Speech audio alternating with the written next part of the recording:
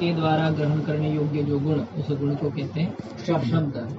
और यह शब्द केवल आकाश में ही रहता है। दो प्रकार है, एक ध्वन्यात्मक शब्द और एक वर्णात्मक शब्द।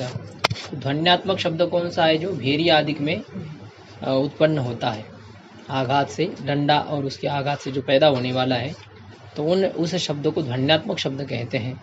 और जो शब्द स्वरूप हो, जो हमारी मनुष्य की वाणी जो होती है, उसको कहते हैं वर्णात्मक शब्द।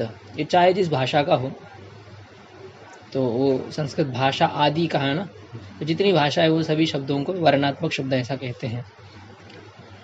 अभी बुद्धि का विचार हमें करना है। बुद्धेश्च किम लक्षणम कतिधाच सा, बुद्धि का क्या लक्षण है और वह कितनी प्रकार की है बुद्धि, उसको कहते हैं। बुद्धि का अर्थ यहाँ पर जो हम वेदांत में अंतःकरण कहते हैं, तो निश्चयात्मिका बुद्धि, निश्चय करने वाले जो अंतःकरण की वृत्ति, उसको बुद्धि नहीं कहते। यहाँ पर बुद्धि का अर्थ ज्ञान, ज्ञान अर्थ है केवल इसका। ज्ञान का मतलब ज्ञान की जानकारी। हाँ, जानकारी, ज्ञान क्या चीज, एक ही है ना। अब हिंदी में उसको जानकारी कहो, संस्कृत में उसको ज्ञान कहते हैं। ज्ञान बोलते हैं, ज्ञान से भिन्न नहीं बनता। ज्ञान ही है, बुद्धि ज्ञान है। वहाँ पर ज्ञान रूपी गुण वाली बुद्धि है, बुद्धि में ज्ञान रहता है। ज्ञान आदि गुण किसके? बुद्धि के ना, अंतःकरण के धर्म है ये सब। जानना न जानना, ये जो होते हैं वो सुख दुख अंतःकरण के हैं। लेकिन यहाँ पर बुद्धि जो है वह ज्ञान गुण वाली नहीं, अभी तो ज्ञान को ही बुद्धि कहते हैं। और वैसे व्याकरण की दृष्टि से बुद्धि शब्द का अर्थ ज्ञान ही होता है। बुध अवगमने धातु है, 3 प्रत्यय करने पर बुद्धि शब्द बनता है। जानना, बुद्धि का अर्थ क्या होता है? जानना, भाव में 3 प्रत्यय है, तो जो जानना, जानने वाले ऐसा वो रूढ़ी से अर्थ करते हैं, जानती है, जो निर्णय करती है, निश्चय करती है। तो ये तो वेदांत का पारिभाषिक शब्द है अपना, बुद्धि का अर्थ वो निश्चय करने वाले, ऐसा वो कहेंगे उसको।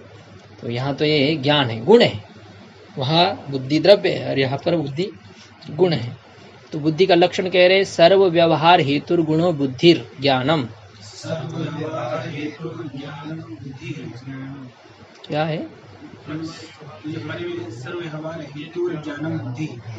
अच्छा, गुण नहीं है आपकी इसमें, गुण पद नहीं है। तो सर्व व्यवहार हेतु गुण है ना, सर्व व्यवहार हेतु ज्ञानम बुद्धि, ये आता है। तो उसमें ये होगा, इसमें प्रिंट तो होगी, मिस्टर होगी। तो सर्व व्यवहार हेतु गुण बुद्धि, सात विविधा स्मृतिरनुभवश्च। तो सभी व्यवहार के प्रति कारणीभूत जो गुण है, सभी व्यवहार के प्रति कारण जो गुण है, लेना देना, ग्रहण करना त्याग करना जो होता है, बोलना खाना पीना, ये सब भी बहुत कुछ व्यवहार जो आपको करने पड़ते हैं लोक में, उसके प्रति कारण जो ज्ञान होता है, उस ज्ञान को ही कहते बुद्धि। सभी व्यवहार, कोई भी व्यवहार करना हो, स्नान करना हो तो भी ज्ञान चाहिए, बुद्धि चाहिए, कुछ भी कार्य करने के लिए। तो सभी व्यवहार के प्रति, जो आहार विहार आदि जितने आप व्यवहार करते हो, जाना आना खाना पीना सब कुछ, इन सभी व्यवहार के प्रति कारण जो गुण है, उस गुण को कहते हैं बुद्धि। का अर्थ मतलब क्या है? बुद्धि का अर्थ ज्ञानम, बुद्धि का अर्थ है ज्ञान। और वह बुद्धि जो ज्ञान जो कि सभी व्यवहार के प्रति कारण होता है, वो 2 प्रकार का होता है। वो बुद्धि 2 प्रकार की, एक स्मृति है और दूसरी अनुभव है। स्मृत्यात्मक ज्ञान और एक दूसरा होता है अनुभवात्मक ज्ञान। ऐसे 2 बीते हुए कोई चीज का आपको जब क्या है ये हो जाता है, उसका कोई किसी को देख करके वो संस्कार जो रहते हैं ना, वो ज्ञान जो होते हैं उनके संस्कार बनते हैं और वो संस्कार प्रकट हो जाते हैं किसी चीज को देखने से, चिंतन करने से। तो ये है उसके संबंधी वस्तु को देखने से 3 प्रकार से संस्कार का उद्भव हो जाता है। एक तो होगा सादृश्य दर्शन से, उसके जैसा कोई पदार्थ देखा तो आपको क्या है, किसी स्त्री को देख करके अपनी माँ की याद आ गई, सादृश्य वैसा है। संबंधी को देख करके किसी व्यक्ति को देख करके क्या है, उसके मित्र की याद आ गई, या पुत्र को देख करके पिता की संस्कार उद्भूत हो जाते, प्रकट हो जाते, संबंध कारण होता है। और तीसरा होता है चिंतन। अब बैठे, कोई नहीं, अकेला है आप, इन तभी भी सोच रहे, तो विचार कर रहे हैं ना, तो फिर बहुत पुरानी याद आ जाती है, संस्कार प्रकट हो जाते, उद्भूत हो जाते, स्मृति हो जाती है। तो 2 प्रकार के ज्ञान है, एक स्मृति ज्ञान और दूसरा है अनुभव ज्ञान। अब दोनों का क्या स्वरूप है उसको हमें समझना है। अब यहाँ से जो है ना, आप बहुत दूर तक आप पूरा तर्क संग्रह ही खत्म हो जाएगा गुणों का विचार करते करते। ये बुद्धि इतना विस्तार है बुद्धि का ही, अब यहाँ से प्रमाण शुरू हो जाएंगे। मतलब जो प्रत्यक्ष, अनुमान, शब्द, उपमान, ये सब बुद्धि के प्रकार हैं। ज्ञान के अंतर्गत ये आ जाते, भेद आ जाते। फिर उसमें प्रत्यक्ष का विचार विस्तार से किया जाएगा। प्रत्यक्ष ज्ञान का क्या कारण है, तो प्रत्यक्ष प्रमाण कितने हैं, वो सब विचार करेंगे। फिर अनुमान प्रमाण का क्या स्वरूप है, वो कितने प्रकार के हैं। शब्द प्रमाण का क्या स्वरूप है, तो उसका क्या, कैसे कैसे वो समझना है उसको। फिर आगे उपमान प्रमाण, ऐसे चारों प्रमाणों की चर्चा करते करते ग्रंथ पूरा हो जाएगा। ये तो बुद्धि का बहुत विस्तार से यहाँ पर निरूपण करना है हमें अभी। तो वो बुद्धि अभी दो प्रकार की हो गई, स्मृति और अनुभव। अब स्मृति का क्या लक्षण, पहले स्मृति को कहते हैं। स्मृति जब समझ में आ जाएगी तो उससे भिन्न जो ज्ञान है उसको कहेंगे अनुभव। स्मृति भिन्न ज्ञान को क्या कहेंगे, अनुभव ऐसा कहेंगे। तो स्मृति संस्कार मात्र जन्यम ज्ञानम स्मृति है। संस्कार एवं संस्कार मात्रम, तस्मात् जन्यम, केवल संस्कार से जो उत्पन्न होता है ज्ञान, जो ज्ञान केवल संस्कार से उत्पन्न होने वाला है तो उस ज्ञान को कहते हैं स्मृति। केवल संस्कार से मतलब वहाँ पर इंद्रिय के संयोग की जरूरत नहीं है। आपको किसी का याद करने के लिए आँख फाड़ करके, कान पूरे खुले रख करके, ये इसकी जरूरत नहीं है। क्योंकि स्मृति का विषय अतीत होता है, भूतकाल में रहता है। जिसका हम स्मरण करते हैं उसका विषय हमेशा अतीत रहता है, न वर्तमान होता है न भविष्य होता है, अतीत रहेगा उसका विषय। और अतीत विषय के साथ इंद्रियों का संबंध तो होगा नहीं। तो ये जैसे इन पदार्थों का जो आपको ज्ञान होता है वो तो इंद्रिय के संयोग से होता है, लेकिन अतीत पदार्थों का ज्ञान इंद्रिय संयोग से नहीं होता है। तो उसमें क्या कारण है, उसमें केवल संस्कार कारण होते हैं। तो जैसे मान लीजिए मैं मोबाइल लेता जैसे ना कि साजिश होने से ही वो याद आती है। ये मोबाइल देखिए, मान लीजिए एक मुझे मोबाइल की याद आने लगी, तो इसको क्या बोलेंगे, स्मृति बोलेंगे। स्मृति हो गई ना, यहाँ पे तो इंद्रियों का संयोग हो रहा है। नहीं, ये इसका तो आपका अनुभव हो रहा है ना, इसका अनुभव, इसका स्मरण थोड़ी है, इसका अनुभव। और जिसका स्मरण हो रहा है अब उसके साथ तो आपका चक्षु का संयोग है ही नहीं। इस तरह से होता है, जिसका स्मरण आपको होगा तो वो आपके वर्तमान इंद्रियों का विषय नहीं होता है। वर्तमान में कारण चाहे जो कुछ भी हो, वर्तमान में कारण चाहे जो कुछ भी हो, लेकिन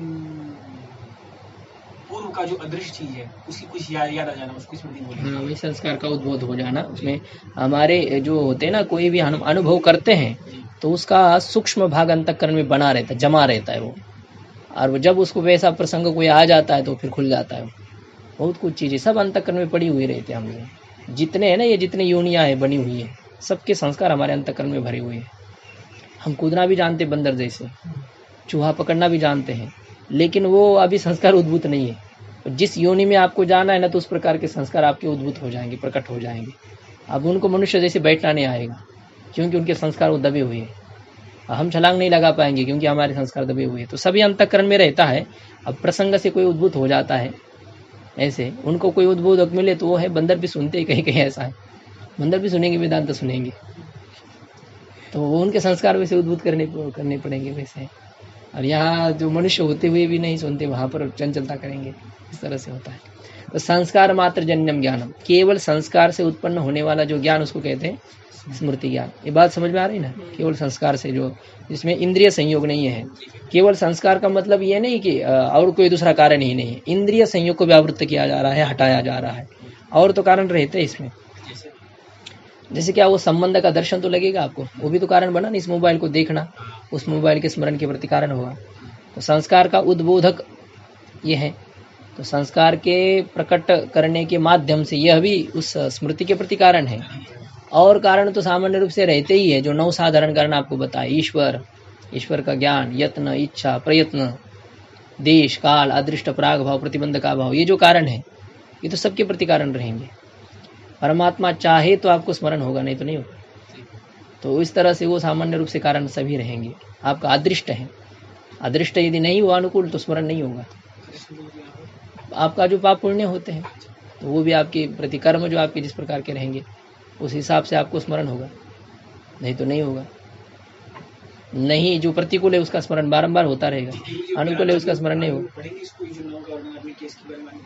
नहीं, ये तो अभी पदकृत्य में हम विचार करेंगे साधारण कारणों, और वैसे कारण तो आ रहे हैं, अभी कारणों का विचार हमें करना है तो उस समय बताएंगे। साधारण और असाधारण 2 प्रकार के कारण होते हैं।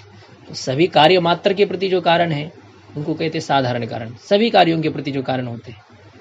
और जो कुछ विशिष्ट कार्य के प्रति कारण होते हैं उनको कहते हैं असाधारण कारण, वही उससे वही बनता है और कुछ नहीं बनता है, ऐसे जो होता है। तो सभी के साधारण रूप से कारण और बाकी कुछ जो होते हैं वो विशेष रूप से कारण, इस प्रकार से रहेंगे। तो संस्कार मात्र जन्यम ज्ञानम, केवल संस्कार से उत्पन्न होने वाला जो ज्ञान, उस ज्ञान को कहते हैं स्मृति ज्ञान। बस इतना ही ये मूल में इसका लक्षण हो गया। अब ये अनुभव का लक्षण कर रहे हैं। अब स्मृति से अतिरिक्त जितना ज्ञान है, जो ज्ञान है, उस ज्ञान को कहते हैं अनुभव। तद भिन्नम ज्ञानम अनुभवः, तस्या भिन्नम तद भिन्नम, उस स्मृति से भिन्न जो ज्ञान है, स्मृति से भिन्न ज्ञान को कहते हैं अनुभव। जो यत्किंचित स्मृति है, यानी कि एक स्मृति से भिन्न तो दूसरी स्मृति भी हो जाएगी। स्मृति से भिन्न ज्ञान को अनुभव कहेंगे तो एक बार पुस्तक की स्मृति हो गई और दूसरी बार मोबाइल की स्मृति हो गई, तो इस पुस्तक की स्मृति से ये स्मृति भिन्न है कि नहीं है, तो उसको अनुभव कहना पड़ेगा। स्मृति से भिन्न दूसरे स्मृति को भी अनुभव कहना पड़ेगा। तो इसलिए यहाँ पर अभी विचार करेंगे हम पदकृत्य में, स्मृति से भिन्न का अर्थ है स्मृतित्व विशिष्ट जितनी स्मृतियां हैं, सब स्मृति से भिन्न। एक स्मृति से भिन्न दूसरी स्मृति नहीं लेना आपको, स्मृति को एक कोटि में डाल दीजिए, पूरी जितनी स्मृतियां हैं और पूरे स्मृतियों से जो भिन्न ज्ञान होता है, मतलब स्मृतित्व विशिष्ट स्मृति से, जिसमें जिसमें स्मृतित्व रहेगा उन सभी से भिन्न जो ज्ञान है, उस ज्ञान को। इंद्रियों का ज्ञान तो प्रत्यक्ष होगा, और भी रहता है ना, अनुमान ज्ञान रहता है। आपको पर्वत पर धूम को देखने से वन्नी का ज्ञान होता है, वो वन्नी तो इंद्रिय का ज्ञान नहीं है ना, वन्नी का ज्ञान इंद्रिय का ज्ञान नहीं होता है। शब्द से आपको बताते कि स्वर्ग में ऐसा ऐसा है, वो इंद्रियों का ज्ञान नहीं है। और उपमान जो ज्ञान होता है, उपमान जो रहेगा अभी सादृश्य दर्शन से जो ज्ञान होगा कि गो सदृशो गवयः, गाय के जैसा गवय होता है। तो कोई यदि जाएगा जंगल में, कोई पूछता है जैसा व्यक्ति कि गवय कैसा होता है, गवय प्राणी है ना, गाय जैसे, वो उधर है गोवर्धन आदि में दिखाई देती है, गाय के जैसा ही एक प्राणी होता है, नील गाय। हाँ, तो वो जो है वहाँ पर गवय कैसा होता है, ऐसा कोई किसी को जिज्ञासा है तो पूछता है जंगल में जाकर के किसी जंगल में रहने वाले व्यक्ति को, भाई गवय कैसा होता है, तो उसको बताता है कि भाई गाय जैसे होता है, गैया जैसी ना, बिल्कुल वैसे रहता है। तो ढूंढते हुए जाता है उसमें जंगल में, तो उसको उस प्रकार का पशु दिखाई देता है, तो उसको उस व्यक्ति के वाक्य का स्मरण हो जाता है कि भाई ये गाय के जैसा पशु है, तो ये क्या, ये जरूर ही गवय है। तो उसमें उसको जो ये गवय पद का वाच्य इस प्रकार का ज्ञान जो हो गया, वो इंद्रियों से नहीं होता है, वो उस व्यक्ति के द्वारा वो ज्ञान उत्पन्न हो चुका है, उसका स्मरण आदि के माध्यम से। उसको विचार करेंगे नहीं, उसको उपमिति प्रमा कहते हैं। उपमान प्रमाण से होने वाला ज्ञान उपमिति प्रमा। किस कोटि में आएगा? स्मृति कोटि में आएगा? नहीं, वो अनुभव है, 4 प्रकार के अनुभव आ जाएंगे इसमें। प्रत्यक्ष अनुभव, द प्रत्यक्ष प्रमा, अनुमिति प्रमा, शाब्द प्रमा और है उपमिति प्रमा, ऐसे 4 प्रकार हैं। वेदांत में तो 6 हैं, इसमें 4 ही है। अर्थापत्ति और अनुपलब्धि, ये 2 प्रमाण और अतिरिक्त होते हैं वेदांत में, जो ये लोग नहीं मानते हैं। 4 ही इनके मत में प्रमाण है। तो उन प्रमाणों से होने वाला जो ज्ञान है वो अनुभव रहेगा। तो तद भिन्नम ज्ञानम, स्मृति से, यावत स्मृति से, जितनी स्मृतियां है उन सभी स्मृति से भिन्न जो ज्ञान, उस ज्ञान को कहते हैं अनुभव। और वह अनुभव 2 प्रकार का है, एक यथार्थ अनुभव और दूसरा अयथार्थ अनुभव। तो यथार्थ अनुभव किसको कहेंगे, अयथार्थ अनुभव किसको कहेंगे। अब इसमें भी जो है ना यथार्थ अनुभव, इसकी लंबी चर्चा है यथार्थ अनुभव की। अयथार्थ अनुभव का बहुत संक्षेप में आगे वर्णन करेंगे, हाँ आखिरी में।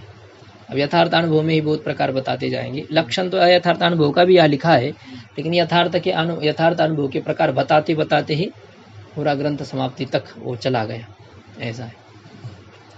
तो यथार्थ अनुभव का क्या लक्षण है उसको अभी कहते हैं। यथार्थ अनुभव किसको कहते हैं, यथार्थ अनुभव और अयथार्थ अनुभव। तो यथार्थ अनुभव का लक्षण है तद्वती तत्प्रकार को अनुभवो यथार्थ।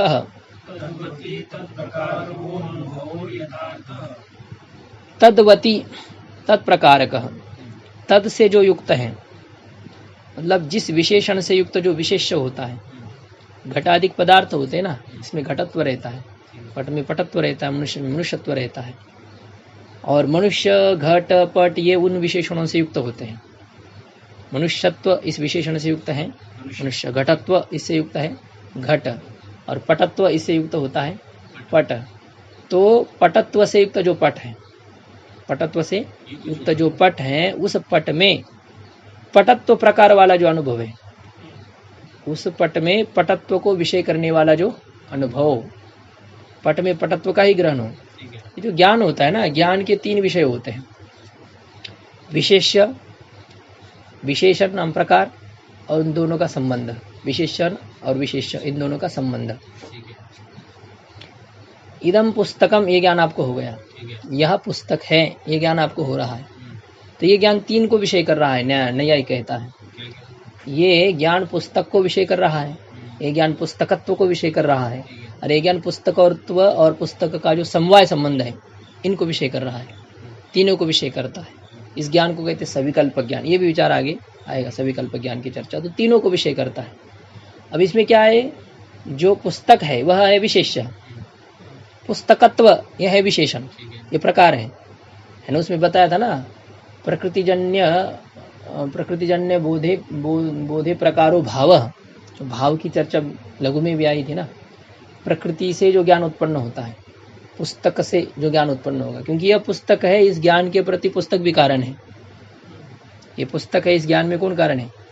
पुस्तक भी कारण। पुस्तक नहीं होता तो इसका ज्ञान होता क्या? तो इसका मतलब इस ज्ञान में कारण कौन है? पुस्तक कारण है। पुस्तक कारण है तो होनापन आ ही गया ना उसका होनापन है, पुस्तक कारण है खुद, तो उसका होनापन क्या पुस्तक? पुस्तक अगर है तो उसमें जो पुस्तकत्व वो भी साथ में रहेगा ही रहेगा हमेशा।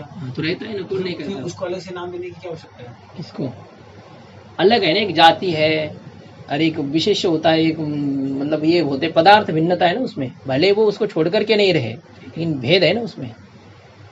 आपको पता है ना, अपृथक सिद्ध होता है, सुगंध पुष्प को छोड़ करके नहीं रहता लेकिन भिन्न है, तो आप उसको भिन्न क्यों कहें? ऐसा नहीं होता है ना, वो भिन्न है, उसको आप भिन्न नहीं, हाँ आप उसको अलग करके नहीं दिखा सकते आप, लेकिन वो भिन्न होता है। पुष्प में जो गंध वो भिन्न है, ठीक है, हाँ, लेकिन पुष्प में कि भिन्न है तो आप निकाल करके दिखाइए। हाँ, पुष्प में जो पुष्पत्व है वो भिन्न है उससे, हाँ वो भी अलग है, वो भी एक जाति पदार्थ है, सामान्य पदार्थ होता है। क्योंकि पुष्प ये जो है ना, ये एक पुष्प है, एक पुष्प है, ये दोनों भी पुष्प है ना। तो ये पुष्प तो 2 है, लेकिन इसमें जो पुष्पत्व है वही पुष्पत्व इसमें है। पुष्पत्व एक होता है और पुष्प बहुत सारे होते हैं, व्यक्ति बहुत होते हैं, उसमें रहने वाला धर्म एक होता है। मनुष्य बहुत है लेकिन ब्राह्मणत्व एक है, ये सब बहुत है लेकिन विद्यार्थित्व एक होता है उसमें रहने वाला। तो सब विद्यार्थी है, तो विद्यार्थी और विद्यार्थित्व में क्या अंतर है? अंतर यही है कि विद्यार्थी बहुत होते, व्यक्ति अनेक होते हैं, लेकिन विद्यार्थित्व एक ही रहता है उसमें रहने वाला धर्म। जो आप में वही इनमें, जो इनमें जो है इनमें, विद्यार्थित्व एक रहेगा। ऐसा जात्यात्मक जो धर्म होता है, घटत्व जो होता है, यावत घट में रहेगा, सभी घट में रहेगा, और घट व्यक्ति तो वही है, एक दूसरी जो आपके सामने उसको घट कहेंगे। तो जैसे अभी कही किया था ना, स्मृति से भिन्न, मतलब स्मृतित्व से विशिष्ट जितनी स्मृतियां है, स्मृतित्व किस में रहेगा? सकल स्मृतियों में रहेगा, सभी स्मृतियों में स्मृतित्व रहता है, और उन स्मृतित्व से विशिष्ट जितनी स्मृतियां है उन सभी से भिन्न जो ज्ञान, उसको अनुभव कहते हैं। इस प्रकार से अनुभव का लक्षण किया गया था। तो यह है यहाँ पर कि जो आपको ज्ञान होता है, यह पुस्तक है, ये ज्ञान हो गया।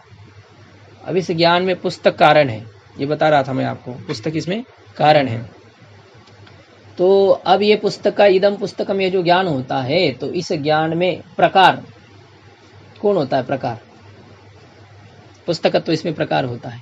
यह पुस्तक है, इस ज्ञान में जो पुस्तकत्व है, उस पुस्तकत्व के क्या कहते हैं? प्रकार कहते हैं। और पुस्तक जो होता है वह विशेष होता है। क्यों इसको पुस्तकत्व को प्रकार क्यों कहते हैं? प्रकृतिजन्य बोधे प्रकार, हाँ प्रकार तो है ही, इसमें विशेषण ही है, उसको ऐसे ही कहा गया है। उसमें तो ये कारण तो नहीं बताया वो प्रकार क्यों है, उसको प्रकार कहते हैं, इतना ये विशेषण होता है।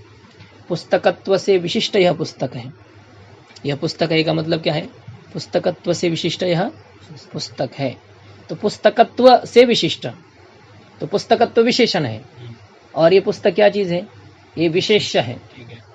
पुस्तक विशेष्य और पुस्तकत्व विशेषण है। पुस्तकत्व को प्रकार भी कहेंगे और पुस्तक को विशेष्य कहेंगे।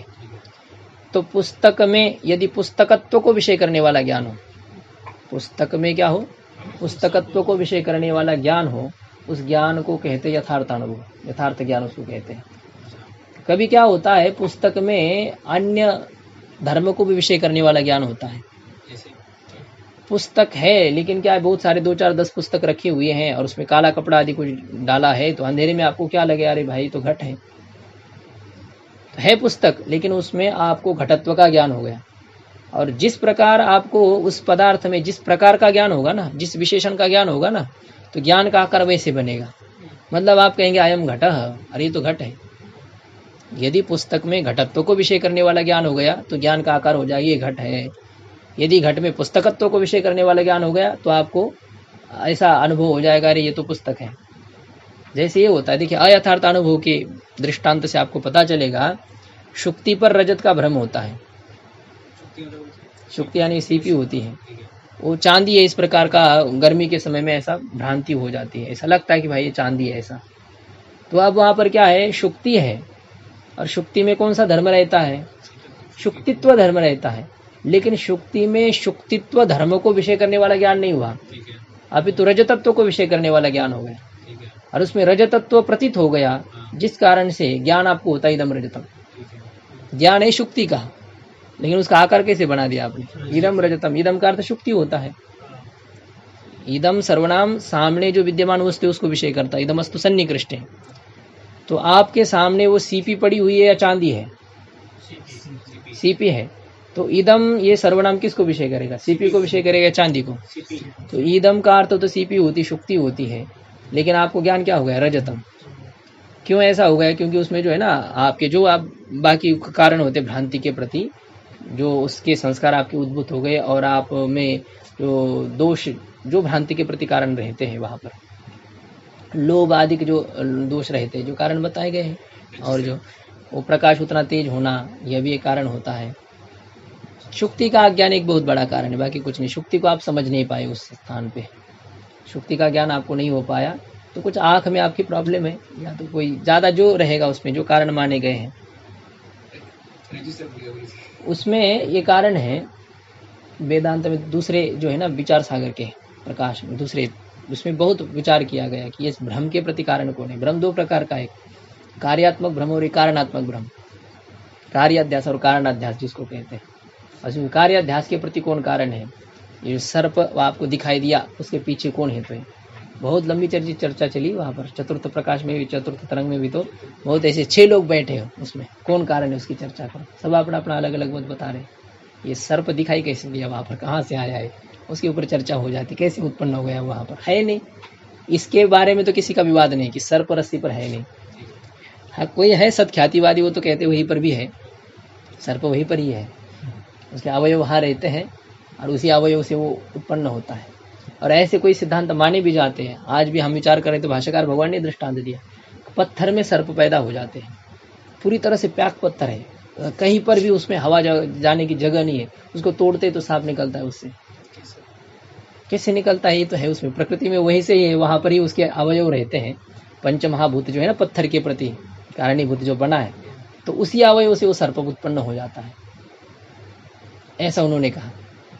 तो उसमें वो रहता है, वह ऐसे पैदा हो जाता है, क्योंकि कहाँ से घुस कैसे सकता है, जगह तो है नहीं इसको। दूसरा एक दृष्टांत दिया उन्होंने, नारियल में जो जल पानी, नारियल में पानी किसने घुसाया, अब पहले तो था नहीं उसमें, जब वो नारियल बन रहा था ना, फल जैसे पक रहा था ना धीरे धीरे, तो धीरे धीरे पानी आ जाता है ना उसमें, या बनते पानी आ गए, तो पानी कहाँ से उत्पन्न हो गए वहां, तो वही जो अवयव रहते हैं ना फल के अंदर के, उसी से वो पानी बन जाता है, और कोई दूसरे उसके लिए कारण नहीं बनता है, वहां से वो आ गया। ऐसे होते तो कोई कोई चीजें जो ना सत्ख्यातिवादी जैसे वेदांत भी मान लेता है, ऐसे होता है वहां पर, और कोई संगति है ही नहीं, कहाँ से कैसे बना। तो ये भ्रम के बारे में ऐसा विचार है। तो ये जो भ्रम आपको हुआ है उसमें क्या कारण है, तो आज चर्चा करते करते आखिर ये निर्णय किया गया, सजातीय वस्तु ज्ञानजन्य संस्कार, कि आपने कभी चांदी वैसे देखी थी तो, और उसके क्या हो जाते, उस पदार्थ को, सजातीय पदार्थ है वो, अभी उसको देखने से आपके संस्कार उद्भूत हो गए, प्रकट हो गए, जो आपने दुकान में। हाँ उसके जैसा है ना दिखाई देने में। सजातीयता क्या मतलब, जाति एक नहीं है, दिखाई देना भी तो सजातीय होता है। हाँ सजातीय का मतलब होता है समानता, बस इतना है, जाति की एकता को नहीं। अरे वो उसके जैसा है तो सजातीय, ऐसा उसको कहेंगे। तो वो वस्तु के जो चांदी के संस्कार आपके उद्भूत हो गए, प्रकट हो गए उसी समय, और इस कारण से क्या वो संस्कार उद्भूत हो गए, वो कारण होता है। और रस्सी का ये शुक्ति का पूरी तरह से ज्ञान नहीं हो पाया उसमें, तो वो क्या हो जाते, वो संस्कार के वजह से आपको रजतम इस प्रकार का ज्ञान सामने हो जाता है, वही आपके दिमाग में है। ईदम तो सामान्य रूप से उसको विषय कर रहे हैं, लेकिन पूरी तरह से ग्रहण नहीं हो पाया, तो वहाँ पर रजतम ऐसा थोप देता है, अतः इस प्रकार का ज्ञान आपको हो जाता है, भ्रम से ऐसा ज्ञान पैदा हो गया। तो चलिए वो तो विषय हमें वो देखना नहीं, हमें ये देखना है कि थी तो शुक्ति, तो शुक्ति में शुक्तित्व को विषय करने वाला ज्ञान होना चाहिए था, शुक्ति में शुक्तित्व को विषय करने वाला ज्ञान होना चाहिए था, शुक्ति प्रकार वाला ज्ञान होना चाहिए था, जिससे कि उसका आकार बनता ज्ञान का। ये हम शुक्ति है, ज्ञान कैसे होता है आपको, यदि शुक्तित्व को विषय करता ज्ञान हमारा, तो इंद्रिय से जो उत्पन्न होने वाला ज्ञान है, वो ज्ञान यदि शुक्ति में शुक्तित्व को विषय करता तो ज्ञान का आकार बन जाता, यह शुक्ति है। लेकिन हमारे ज्ञान ने भ्रम जो है, हमारे अज्ञान जो है, उसके कारण से उसमें रजतत्व को विषय किया, और रजतत्व को विषय करने के कारण से वहां पर ज्ञान होगा इदम रजतम, इसको कहेंगे भ्रम ज्ञान, इसको कहेंगे अयथार्थ अनुभव। तो एक यथार्थ अनुभव है जिसमें जो धर्म है उसी को विषय करने वाला जो अनुभव, वो है यथार्थ अनुभव, जिसमें जैसा उसको वैसे समझना। जो महात्मा है, साधु है, उसमें साधुत्व प्रकार का अनुभव हो जाए। विशेष और विशेषण का जो संबंध, उसका ठीक ज्ञान हो गया। विशेष और विशेषण का जो संबंध तो रहेगा ही, वो संबंध तो रहेगा जब उसमें आपको जिसमें जो धर्म है उसी धर्म को जब आपका ज्ञान विषय करेगा ना, तो संबंध तो रहेगा ही उसमें। घटत्व को आपका ज्ञान विषय कर रहा है घट में, तो बस घटत्व और घट का तो संबंध आ ही जाएगा उसमें। आप उसको छोड़ करके कैसे ज्ञान का उसका विषय कैसे बना सकते हैं। पुस्तक का जो ज्ञान होता है उसमें 3 तरह का ज्ञान होता है। हाँ, तो तीनों को विषय करता है ना वो। एक तो जो हो गया पुस्तक है, और दूसरे इसमें पुस्तकत्व है, और तीसरा आपने कहा कि संबंध है, समवाय संबंध। वो कैसे? ये रहता है ना, ये इसमें वो उसके जुड़े बिना नहीं रहता है, संबंध आ ही जाता है उसमें। तो ये पिता और पुत्र है, तो उनका जो जन्य जनक भाव संबंध है वो आप अतिरिक्त रूप से नहीं कहे, लेकिन वो संबंध आ गए, और ये इनके पुत्र है ऐसा कह दिया। तो अब ये कहने से आप सुनने वाले को, बोलने वाले को उनके जन्य जनक भाव संबंध का ज्ञान होगा या नहीं होगा? हो ही गया ना, वो आ ही जाता है अपने आप ही। जब आपने कहा ये जाति और ये व्यक्ति है, ये विशेषण और ये विशेष्य है, तो ये जब आपको हो रहा है तो उन दोनों के संबंध का ज्ञान आपको अवश्यंभावी होना ही होना है, वो रहता ही है, उसको अतिरिक्त कहने की जरूरत नहीं पड़ती, वो रहता है उसमें। ये मनुष्य है ऐसा कहने से मनुष्यत्व जाति वाला यह है, मनुष्यत्व जाति का इसमें कोई संबंध है, ये नहीं कहे मतलब नहीं कहेंगे तो भी ज्ञान हो ही जाएगा उस प्रकार का, वो रहता ही है उसमें, संबंध तो रहेगा ही। जब आप इन दोनों चीजों को देख रहे हैं तो दोनों के संबंध को भी देख रहे हैं। विशेष के ठीक ज्ञान को बोलते हैं यथार्थ ज्ञान, या विशेषण के ठीक ज्ञान को बोलते हैं यथार्थ ज्ञान? विशेष में जो विशेषण रहता है उसी विशेषण को विषय करने वाले ज्ञान को यथार्थ ज्ञान कहते हैं, जिसमें जो धर्म है उसमें उसी धर्म को विषय करने वाला ज्ञान। इसका मतलब कि इसमें जो महत्व है वो विशेषण का ही है, जैसे घट। हाँ, ऐसे ही है इनके मत में जो है ना, विशिष्ट ज्ञान जहाँ होगा उसके प्रति विशेषण का ज्ञान कारण होता है, तो वो विशेषण का ज्ञान यदि न हो तो विशिष्ट का ज्ञान नहीं हो सकता है, ऐसे ही होता है। अब दिखाई देने में महात्मा है तो आप उसको ये अयम महात्मा ऐसा आपको ज्ञान होगा, लेकिन कभी वो साधुत्व महात्मत्व उसमें नहीं रहता है, तो भ्रम ज्ञान हो जाता है। और कभी दिखाई देने में वो महात्मा जैसे नहीं लगता, लेकिन उसमें महात्मत्व जाती रहती है, तो वहां पर भी भ्रांति हो जाती है। तो इस प्रकार से होता है। व्यक्ति हमें सामने से हम आकार से ऐसा उसका एक विचार कर लेते कि हाँ भाई ये महात्मा होना चाहिए, हाँ भाई ये तो ऐसे पैंट शर्ट पहना हुआ है, अरे ऐसा ही गृहस्थी, ऐसे हम मानते हैं। लेकिन ऐसे पैंट शर्ट पहने वाले भी बहुत अच्छे सिद्ध लोग होते हैं, जानबूझ करके ऐसे कपड़े पहनते हैं, और यहाँ पर भी ऐसे होते हैं। तो हमें जब ये ज्ञान होगा अयम साधु हो अयम असाधु हो, ये ज्ञान हमारा भ्रांति हो सकता है। साधु में साधुत्व को विषय करने वाला ज्ञान हो जाए तो यथार्थ ज्ञान है, तो होगा अयम साधु। और साधु में यदि असाधुत्व को विषय करने वाला ज्ञान हो जाएगा फिर होगा असाधु, ये तो दुष्ट है, ये तो ठग है, ऐसा आपको ज्ञान होगा। और ऐसा ज्ञान हो जाएगा तो उससे आपका वंचना, मतलब आपकी हानि तो दोनों तरफ से हो जाएगी। दोनों तरफ से मतलब क्या है, साधु को असाधु समझने से, असाधु को साधु समझने से।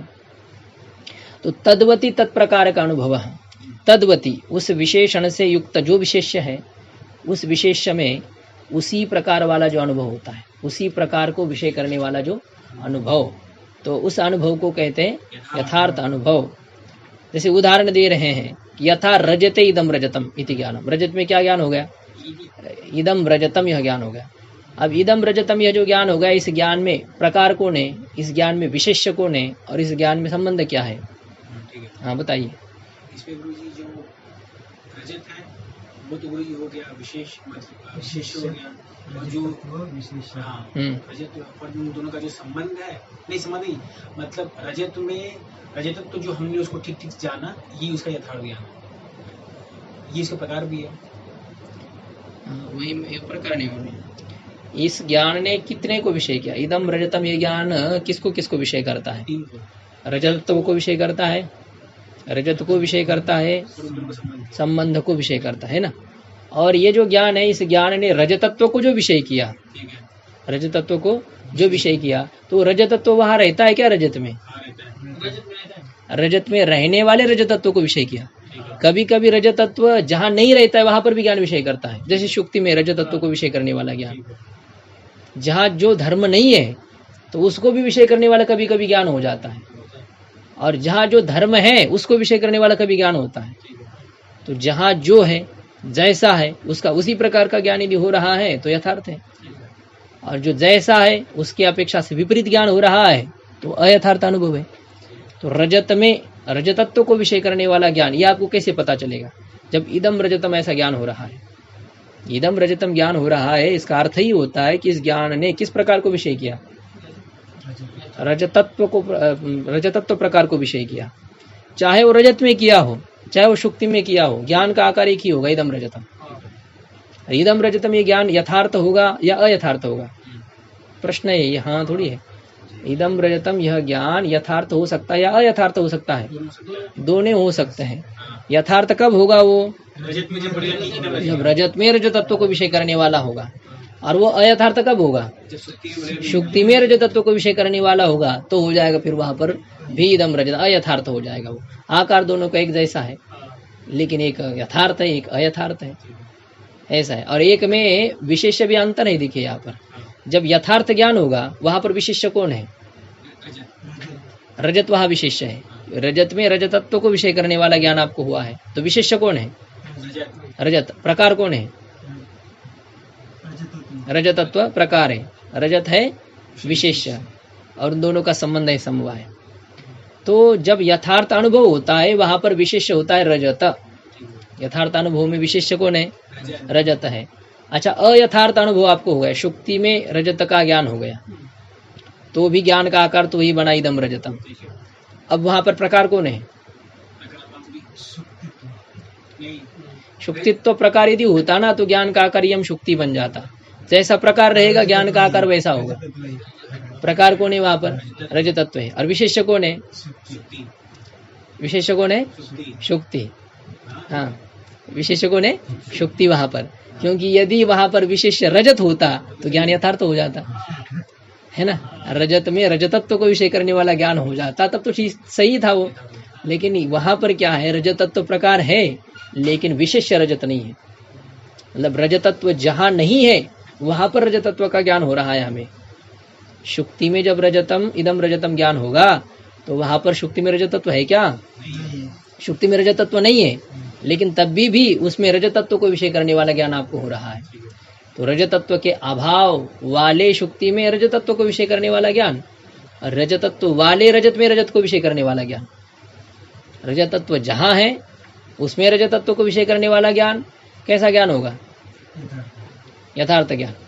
और रजत में रजतत्व को विषय करने वाला ज्ञान यथार्थ ज्ञान, और शुक्ति में रजतत्व को विषय करने वाला ज्ञान अयथार्थ ज्ञान। तो देखो, यथा रजते इदम रजतम इति ज्ञानम, जिस प्रकार से, हाँ अच्छा, अयम घट दिया है, ठीक है, यह घट है, इस प्रकार का ज्ञान हो गया। तो घटत्व से युक्त जो घट है, उस घटत्व से युक्त घट में घटत्व को विषय करने वाला ज्ञान, घट में घटत्व को विषय करने वाला जो ज्ञान, उस ज्ञान को क्या कहेंगे? यथा ज्ञान। तो अयम घट, इसमें प्रकार कौन है?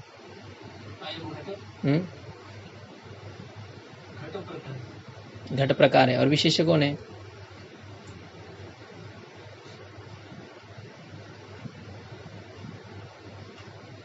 नहीं, पाठ में बहुत स्ट्रिक्ट होना चाहिए। बात कर रहे थे इसलिए हो गया ना। हाँ, अयम घट, इसमें विशेष्य कौन है? घट है। और प्रकार? घटत्व तो प्रकार है। प्रकार मतलब उसमें रहने वाला जो धर्म होता है, घट में रहने वाला जो धर्म है, जो ज्ञान जो होता है ना, वो उसमें रहने वाले किसी एक धर्म को पहले विषय करता है। जैसे जाति हो, चाहे गुण हो, क्रिया हो, संबंध हो, तो इनको विषय करते हुए वो उस वाले को विषय करेगा। मतलब जाति वाले को तब विषय करेगा, वो पहले जाति को विषय करेगा। गुण वाले के तब विषय करेगा, पहले गुण को विषय करेगा। उसमें जो गुण होता है, उसमें जो जाति होती है, इनको प्रकार कहते हैं। उसमें रहने वाला धर्म, उसका विशेषण। तो घट का क्या विशेषण है? घटत्व ही घट का विशेषण है। हाँ, जब शुक्ल घटः कहेंगे ना, फिर उसका शुक्लत्व विशेषण है। प्रकार शुक्लत्व ही रहेगा, गुण ही वहां पर गुण प्रकार हो जाएगा वहां पर, क्योंकि घटत्व जो होता है ना, वो तो दूसरे घड़े में भी है। घटत्व तो अन्य घटों में भी होता है, इसलिए यहाँ पर शुक्ल घट ये काले घट से भिन्न है कि नहीं है? शुक्ल घट काले घट से भिन्न है, इसलिए वहां पर आप घटत्व ये प्रकार नहीं मान सकते दोनों में। वहाँ शुक्ल गुण प्रकार है। शुक्ल घट अलग है और अयम घट ये ज्ञान अलग होता है। अयम घट यहाँ पर विशेषण होता है घटत्व। अयम घट यहाँ पर विशेषण क्या होता है? घटत्व। और शुक्ल घट यहाँ पर विशेषण कौन हो जाएगा? शुक्लत्व। मतलब शुक्ल जो गुण उसमें रहता है वो वहां पर विशेषण होता है। शुक्ल शब्द का अर्थ तो घट ही है। शुक्ल घट, यहाँ पर शुक्ल शब्द का क्या अर्थ है? घट। शुक्ल गुण वाले को शुक्ल वहां पर कहते हैं। मतलब प्रत्यय का लुक हो चुका है वहां पर। इसमें भी है घटत्व, इसमें भी है घटत्व। तो ये तो इसको सामान्य धर्म हो गया, सामान्य गुण हो गया, ठीक है ना। तो ये हो गया विशेषण। इसको विशेषण जो होता है ना, अपने विशेष्य को दूसरे से व्यावृत्त करने वाला होता है, अलग करने वाला होता है। अब वो घटत्व काले घट को सफेद घट से अलग नहीं कर पाएगा ना। नहीं, मैं ये मानूं दो घड़े हैं, हाँ, दोनों काले ही हैं, ठीक है, दोनों अलग है ना, तो उन दोनों को यहाँ पे अलग कौन कर रहा है? संख्या।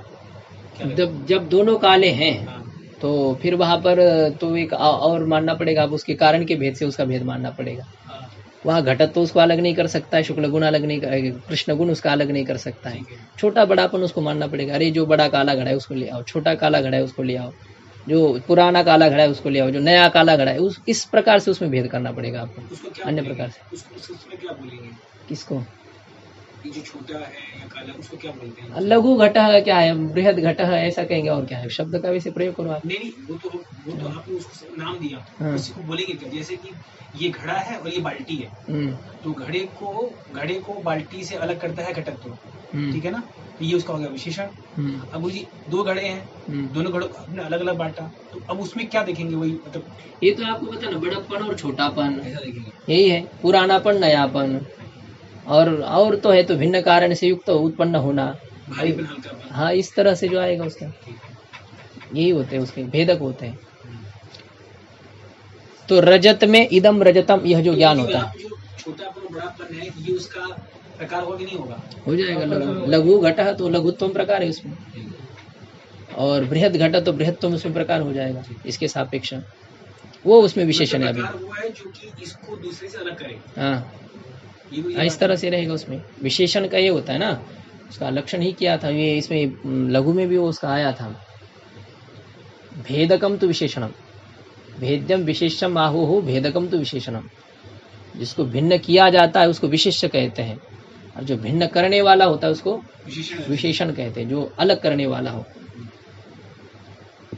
शिश्लरी धातु है ना, अलग करना ऐसे उसका अर्थ है, विशेषित करने वाला, उसको अन्य की अपेक्षा से विशिष्ट बनाने वाला, उसको ऐसे होता है। मतलब यहाँ पे किसी की सापेक्षता को लेनी पड़ेगी। हाँ, वो तो कुछ ना कुछ रहते ना, अन्य से उसको अलग करना है, तो आप चाहे सजातियों से अलग कीजिए, विजातियों से अलग कीजिए, अलग करता है ऐसा। तपस्वी बालक ऐसा है।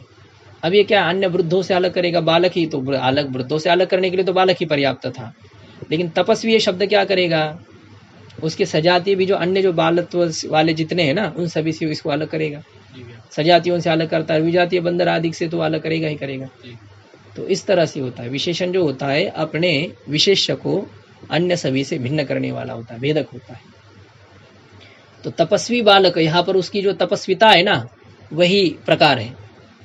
बालक तो प्रकार नहीं इस ज्ञान का, क्योंकि बालक तो दूसरा भी है। ठीक है। तो उस बालक का तपस्वी बालक ऐसा ज्ञान होता है क्या? देखिए, एक तपस्वी बालक है और दूसरा ऐसा बालक बैठा हुआ है, तो क्या कहेंगे? अयम तपस्वी बालक, ऐसा ज्ञान हो गया आपको। तो वहीं पर दूसरा बालक बैठा हुआ है, तो उसको विषय करने वाला तपस्वी बालक ऐसा ज्ञान होगा? नहीं। क्या बालकत्व तो दोनों में है कि नहीं है? है। तो इसलिए बालकत्व के लेकर के ज्ञान नहीं हुआ आपको। तपस्वी बालक इसमें कारण बालकत्व नहीं बना, इसमें कारण बना उसका तपस्वित्व। चार घड़े रखे हैं, दो सफेद दो काले हैं, तो चारों में है घटक, तो है चारों में है जी। तो अब ये तो इनको अलग नहीं कर पाए घटक, ये यहाँ पे नहीं हुआ विशेषण। अब दो काले हैं और दो सफेद हैं, तो शुक्लत्व और ये कृष्णत्व, ये उनका वही विशेषण हो जाएगा। वो तो करेंगे, एक प्रकार वाले बहुत सारे, दूसरे प्रकार वाले बहुत सारे, वो तो उतने को तो अलग कर सकते हैं। ये सब ब्राह्मण, ये सब क्षत्रिय है, बस वो ब्राह्मणत्व क्षत्रिय ने उनको तो अलग किया ना, विजातियों से अलग कर पाए, हो सजातियों से अलग नहीं कर पाएंगे। अच्छा, इस तरह से होता है। जो दो शुक्ल थे उसमें एक छोटा है एक बड़ा है। हाँ, ये अभी उन दोनों से अवान्तर भी भेद कर पाएंगे। यहाँ पे घटत्व भी आ गया, शुक्लत्व भी आ गया और छोटापन भी आ गया, वो भी चाहिए। इसमें क्या माना जाएगा प्रकार? किसमें आप किसको किससे अलग करना चाहते हैं इसके ऊपर? यदि आप अन्य पदार्थों से उन घड़े को अलग करना चाहते हैं तो घटत्व प्रकार हो जाएगा, और यदि आप शुक्ल घड़े को काले घट से अलग करना चाहते तो शुक्लत्व कृष्णत्व प्रकार हो जाएगा। यदि शुक्ल घट में से एक घड़े को आप दूसरे घड़े से अलग करना चाहते, सफेद दोनों है, तो तब वहां पर प्रकार हो जाएगा आपका बड़ापन छोटापन। इसको लेकर के आप उसका भेद करेंगे। हाँ, बालकत्व तो धर्म तो समान है, सामान्य दोनों में, दूसरे में भी है, तो वहां पर तपस्विता को देख करके वो शब्द प्रयोग होता है। हाँ, विशेषण हो गया तपस्वित्व उसका। तो ये होता है जिसमें जो धर्म है तो उसमें उसी धर्म को विषय करने वाला ज्ञान, जिसमें जो धर्म रहता है उसमें उसी धर्म को विषय करने वाला जो ज्ञान, धर्म यानी वही विशेषण होता है उसका। घट में घटत्व रहता है, वो धर्म है उसका, तो विशेषण है। कृष्ण घट, इसमें कृष्ण तो धर्म होता है, तो उसका विशेषण है। ब्राह्मण बालक है तो ब्राह्मण तो उसका विशेषण है कि नहीं? वो उसका उसमें रहने वाला धर्म होता है उस बालक में। इस प्रकार से जिसमें जो धर्म रहता है उस पदार्थ में उसी धर्म को विषय करने वाला यदि अनुभव होता है तो उस अनुभव को कहते हैं यथार्थ अनुभव। जैसे रजत में इदम रजतम, यह ज्ञान हो गया। अब ये जो ज्ञान है ना, उसी को सैव प्रमा इति उच्यते। इसी ज्ञान को क्या कहते हैं? प्रमा ऐसा कहा जाता है। सा एव प्रमा इति उच्यते, वही प्रमा ऐसा कहा जाता है। सा एव प्रमा, ऐसे यहाँ पर है। स एव प्रमा ऐसा विचार होना चाहिए। पुल्लिंग शब्द का प्रयोग यहाँ पर करना चाहिए। वैसे यहाँ जो हमारी लिंग की पद्धति होती है ना, कि उद्देश्य और विधेय दो प्रकार से होता है। विधान करना यहाँ पर उसी को प्रमा ऐसा कहते हैं। ये जो है ना, यथार्थ अनुभव को क्या कहते हैं? प्रमा कहते हैं। जैसे पर्वत पर वन्नी है, पर्वत पर वन्नी है, तो यहाँ पर एक उद्देश्य और एक विधेय है। पर्वत को उद्देश्य करके, लक्ष्य करके आप वन्नी का विधान कर रहे हैं। अच्छा, आप व्याकरण तो पढ़े हैं। इक स्थाने यण स्यात्, अचि संहितायां विषय। इक के स्थान पर यण हो, अच परे रहते हैं, तो इक के स्थान पर इक को लक्ष्य करके, उद्देश्य करके यण का विधान किया जा रहा है। तो इक है उद्देश्य, यण है विधेय, है ना? तो यहाँ पर भी इसी प्रकार से हो रहा है कि यथार्थ जो अनुभव अभी विचार हमने किया, उसको उद्देश्य करके विधान किया जा रहा है कि वो प्रमा है। हाँ, प्रमा यानी यथार्थ अनुभव है, उसको प्रसिद्ध है प्रमा। नहीं, प्रमाण से उत्पन्न होने वाले ज्ञान को प्रमा कहते हैं। यथार्थ ज्ञान को ही प्रमा कहते हैं। प्रमाण से उत्पन्न होने वाला यथार्थ जो ज्ञान, जो कि आपको पहले अनधिगत हो, अज्ञात हो, और जैसा पदार्थ है उसी प्रकार से उसको विषय करने वाला जो ज्ञान हो, उसको कहते हैं प्रमा। हाँ, उतना पर्याप्त नहीं होता है। वो स्मृति भी यथार्थ होती है ना, तो उसको प्रमा नहीं कहा जाएगा। आपको स्मरण हो गया तो यथार्थ है। जिसको देखा था उसका स्मरण हो गया। कभी स्मृति भ्रांति, अयथार्थ स्मृति भी होती है, वो तो उसका प्रमा कहेंगे। तो यथार्थ यदि स्मरण हो गया, जैसा देखा था आपने उसी प्रकार से आपको स्मरण आ गया कि हाँ भाई, मैंने वहां पर सांप देखा था, और आपको सांप सामने दिखाई दिया तो आपको उस सांप का स्मरण आ गया। वही है या नहीं है जो जैसा आया ऐसा था, स्मरण हो गया उस सांप का। ऐसा था कि वही है, नहीं वही है तो फिर तो उसको प्रत्यभिज्ञा प्रत्यक्ष कहेंगे, एक अलग होता है। वही जो मैंने देखा था वही यह है, इसको प्रत्यक्ष कहते हैं। ये प्रत्यक्ष हो जाता है। उसमें संस्कार भी कारण बनते हैं और इंद्रिय भी कारण होते हैं। यहाँ तो हमें स्मृति उसको कहें ना, इंद्रिय की जरूरत नहीं वहाँ पर। इसलिए अरे वो सांप तो मैंने वहां पर भी देखा था, इस प्रकार का सांप मैंने वहां भी देखा था, ये स्मरण हो गया, यथार्थ अब है, यथार्थ अनुभव हो गया था। स्मृति जब हो जाएगी तो यथार्थ स्मृति होगी। अच्छा, आपको कभी रस्सी पर सर्प दिखाई दिया और फिर कभी उसका स्मरण हो गया, अरे वहां पर सर्प था, ये नहीं कि रस्सी पर मैंने सर्प देखा था, ये अनुभव तो यथार्थ ही हो जाएगी, स्मृति तो यथार्थ हो जाएगी। आपको स्मरण कैसे हो गया कि मैंने वहां पर सांप देखा था, तो आपने वहां सांप नहीं देखा था, वो सुधार रस्सी को आपने सांप समझा था, लेकिन आपने अब स्मरण किया इसका, अरे मैंने वहां पर सांप देखा था। अब ये स्मृति यथार्थ है या अयथार्थ है? अयथार्थ है, क्योंकि रस्सी पर जो है ना सर्पत्व को विषय करने वाला ज्ञान अनुभव आपको हुआ था और उसका स्मरण आप अभी कर रहे हैं। तो स्मरण कभी यथार्थ होता है यदि यथार्थ अनुभव से उत्पन्न हो तो, और स्मरण कभी अयथार्थ होता है यदि अयथार्थ अनुभव से उत्पन्न हो तो यथार्थ ज्ञान स्मृति भी होती है, यथार्थ जो ज्ञान होता है वो स्मृति भी होता है। तो इसलिए यथार्थ जो अनुभव है उसको प्रमा कहते हैं। प्रमाण से उत्पन्न होने वाला जो यथार्थ ज्ञान, स्मृति प्रमाण से उत्पन्न नहीं होती है। जो प्रमाण अभी देंगे यहाँ पर, प्रत्यक्ष प्रमाण, अनुमान प्रमाण, शब्द प्रमाण, उपमान प्रमाण, इनसे स्मृति उत्पन्न नहीं होती है। स्मृति का अलग कारण संस्कार होते हैं। एक्स्ट्रा इसमें क्या, जैसे यथार्थ ज्ञान को ही बोलते हैं प्रमाण, यहाँ बोला कि सा एव प्रमाण, यथार्थ अनुभव यहाँ भी है यथार्थ। ये पीछे जो है ना यथार्थ अनुभव की बात चल रही है, ज्ञान को लेकर के नहीं। यथार्थ ज्ञान को नहीं प्रमा कहते, यथार्थ अनुभव को प्रमा कहते हैं। अच्छा, ज्ञान ये व्यापक चीज है, ज्ञान अनुभव भी होता है, ज्ञान स्मृति भी होता है, और यथार्थ ज्ञान भी, यथार्थ ज्ञान स्मृति भी हो सकता है, यथार्थ ज्ञान अनुभव भी हो सकता है। यथार्थ अनुभव को बोलते हैं, हाँ, यथार्थ अनुभव को ही प्रमा कहते हैं। तो ये विचार यहाँ पर चल रहा था, इतना ज्यादा विचार करने की बात नहीं यहाँ, लेकिन अब ये चल रहे हैं तो ये भी समझना चाहिए कि हम यथार्थ अनुभव को उद्देश्य करके वह प्रमा ऐसा कह रहे हैं। जैसे कोई सामने बालक आया तो क्या कहेंगे, अरे ये ब्राह्मण है, ये बालक ब्राह्मण है, कोई किसी को परिचय दे रहा है। अब उस बालक को उद्देश्य करके किसका विधान किया, उसके ब्राह्मणत्व का विधान किया गया। तो बालक हो गया उद्देश्य और उसका ब्राह्मणत्व हो गया विधेय, है ना, जिसका विधान किया गया। तो इसी प्रकार से यहाँ पर यथार्थ अनुभव का लक्षण बताया कि जिसमें जो धर्म रहता है उसमें उसी प्रकार वाला जो अनुभव होगा, मतलब उसमें उसी विशेषण को विषय करने वाला जो ज्ञान होगा, उस अनुभव को क्या कहेंगे, यथार्थ अनुभव कहेंगे। अब ये यथार्थ अनुभव का लक्षण बताने के बाद में उसको उद्देश्य करके कहते उसी को प्रमा कहा जाता है।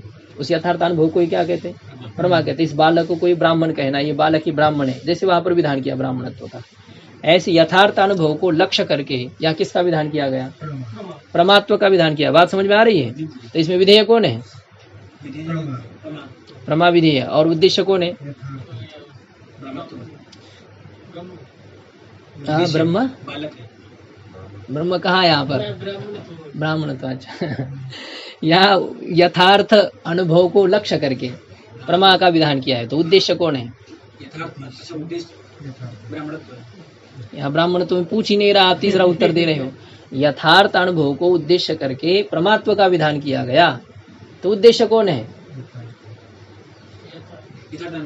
यथार्थ अनुभव ये है उद्देश्य, और विधेय है प्रमा। यथार्थ अनुभव क्या है, क्या वो नहीं, अब जितना प्रश्न होता है उतना उत्तर होता है। अब ये आपकी संगति क्यों लगाएंगे आप अपने की, जो है आपका उत्तर गलत हो गया, गलत हो गया। जो पूछा उसका उत्तर होता है, सही होता है। अब जो आप लिखते हो किसी न किसी प्रश्न का उत्तर होता है, इससे आपको अंक नहीं मिलते। क्या आप देते थे क्या? हाँ। मैं ये कह रहा हूँ, आपने पूछा तो यथार्थ अनुभव को ही ना बोलते हैं ब्राह्मणत्व। ऐसे किसने कहा यथार्थ अनुभव कैसे ब्राह्मणत्व क्या है? यहाँ पे नहीं है, ये ब्राह्मण है, अगर इसका मुख्य अनुभव हो गया तीसरे बड़े यथार्थ अनुभव, वो हो सकता है। यथार्थ अनुभव तो ब्राह्मणत्व नहीं ना, ब्राह्मण में ब्राह्मणत्व को विषय करने वाले अनुभव को यथार्थ अनुभव कहेंगे। ब्राह्मणत्व यथार्थ अनुभव नहीं है, ब्राह्मणत्व ब्राह्मण में रहने वाला धर्म है, तो वो नहीं ना आप जो उत्तर दे रहे हैं। उद्देश्य क्या है मैंने ये पूछा, और ये इस विषय में मैंने उद्देश्य पूछा। यथार्थ अनुभव को लक्ष्य करके वह प्रमा कहा जाता है, ऐसा विधान किया गया, तो यह उद्देश्य कौन है? हाँ, तो ये बस इतना उत्तर हो गया। अब अपनी संगति लगा रहे हैं कि मैंने भी गलत नहीं बताया, ऐसे नहीं। या आपने जो बताया, जिसका सोचा उत्तर उसका, जिस प्रश्न का आपने सोचा है उसका उत्तर वो होगा, मेरे प्रश्न का उत्तर नहीं हो। तो यथार्थ अनुभव को उद्देश्य करके किसका विधान किया गया? प्रमा का विधान किया गया। तो उसके अनुसार लिंग होता है, उद्देश्य के अनुसार। जहाँ पर कभी होता है ना, राम आया, उसने खाया, वो बैठा, वो सोया, सब राम के जैसे लिंग आ जाएगा यहाँ पर अभी, है ना। जिसको उद्देश्य करके आप विचार करेंगे उसके अनुसार लिंग होता है आगे सर्वनाम में। लेकिन कभी कभी क्या होता है, विधेय के अनुसार भी लिंग होता है, विधेय के अनुसार भी लिंग होता है। जैसे यहाँ पर जो है ना अभी, स एव प्रमा इति उच्यते, ऐसा कहना चाहिए था, वही अनुभव ही प्रमा कहा जाता है।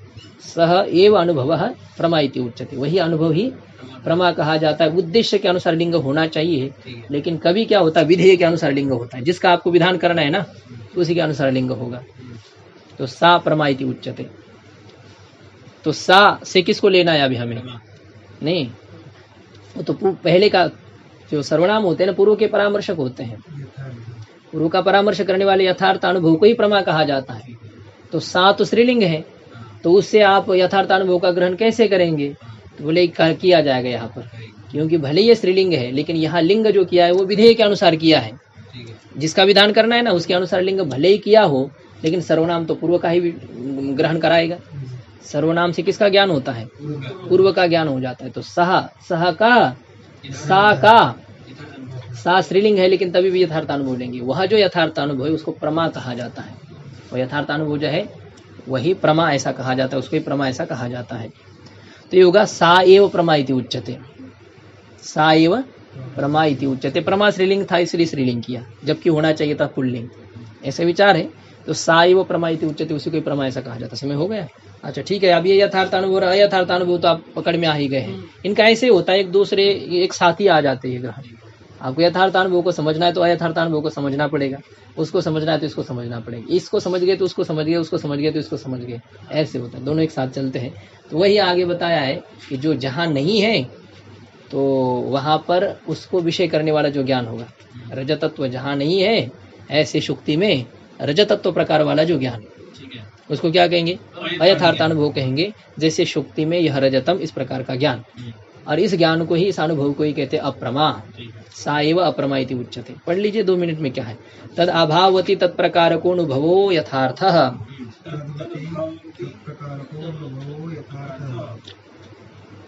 यथा शुक्ताविदं रजतम इति ज्ञानम सैवा प्रमेत्युच्यते। तो तद अभावति तत्प्रकारक, उस विशेषण के अभाव वाले में, जो विशेषण जहाँ नहीं है तो वहां पर उस विशेषण को विषय करने वाला जो ज्ञान, उस प्रकार वाला जो ज्ञान, रजतत्व के अभाव वाले शुक्ति में, रजतत्व के अभाव वाले शुक्ति में रजतत्व प्रकार वाला जो अनुभव, रजतत्व को विषय करने वाला जो अनुभव, उस अनुभव को क्या कहेंगे? अयथार्थ अनुभव। जैसे उदाहरण दिया, यथा शुक्तो इदम रजतम, यह जो ज्ञान होता है, इस ज्ञान को ही क्या कहते हैं? अयथार्थ अनुभव। और उसी का ही नाम है अप्रमा। सा एव अप्रमा इति उच्यते, उसी को क्या कहा जाता है?